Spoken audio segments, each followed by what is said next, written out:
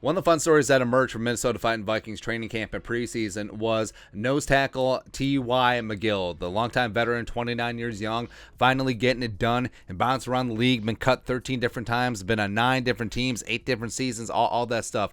But he impressed in preseason, and it covered up a lot of stank of what was going on in the preseason. But the Vikings, they ultimately, they tried to cut him, and then he was injured in the final preseason game against the Broncos, so they had to place him on injured reserve. But they announced on Tuesday that they had released TY McGill from injured reserve with an injury settlement, which makes sense because it wasn't that serious of an ankle injury. Initial estimates were 1 to 2 weeks. So background on injury settlement. This is from Russell Street Report. In the NFL, an injured player cannot be released off of the team, and player will reach an injury settlement in lieu of putting or keeping the player on IR for the rest of the season. Once an injury settlement is reached, the player is released. This is done when the player has a chance to recover from injury and play again in that season, blah, blah, blah.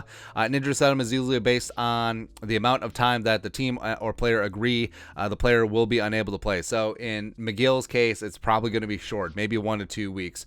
The team then receives a salary cap credit of blah, blah, blah of the salary. An injury settlement is attractive to both the team and the player because it allows the team to create additional salary cap space and allows the player an opportunity to catch on with another team and not have to sit out the entire season on IR. Now, the prospects of bringing him back. If a player is released with an injury settlement, he cannot be re-signed by that team until after the term of the injury settlement, the number of weeks used to calculate the injury settlement, plus 3 additional weeks has passed. That it used to be 6 weeks, it changed to 3 weeks. So if it's a 1 to 2 week deal, I mean, the Vikings theoretically could re-sign him back to the 53 or the practice squad after 4 or 5 weeks, which is a possibility. And TY McGill, the pride of NC State, bounced around the league a lot and looked really good in preseason. But we're not saying that TY McGill is going to come in and start for the Vikings. Not saying that. But could he provide some veteran depth, especially at nose tackle? When you look at the unofficial depth chart, Harrison Phillips is the only nose tackle listed. Yes,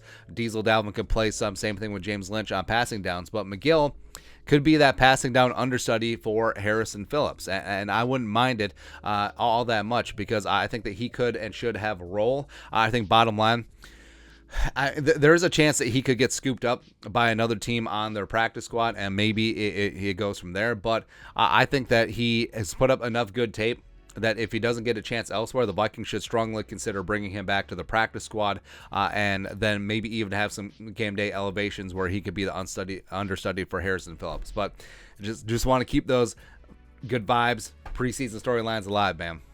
But your thoughts on our thoughts. Vikings cut TY McGill from injured reserve with an injury settlement. Let us know your thoughts and our thoughts in the comment section below. Subscribe for daily Vikings takes. Once worth of work, put a little something in the Venmo. But till next time, Skull Production Value.